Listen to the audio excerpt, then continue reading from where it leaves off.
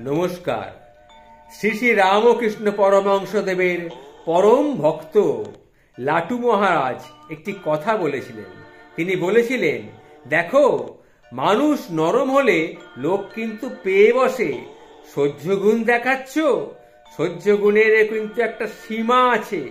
বিরক্ত হয়ে কোনো কাজ করা ভারী খারাপ, এতে উভয়েরই অকল্যাণ হতে পারে।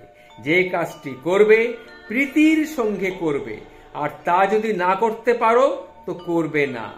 বিরক্ত হয়ে কোনো কাজ করলে সে কাজের ফল সবসময় দুঃখময়ই হয়ে থাকে। এই কথাগুলি বলেছিলেন শ্রী শ্রী রামকৃষ্ণ পরমহংসদেবের একান্ত ভক্ত শ্রী শ্রী লাটু মহারাজ। লাটু মহারাজকে সশ্রদ্ধ প্রণাম জানাই।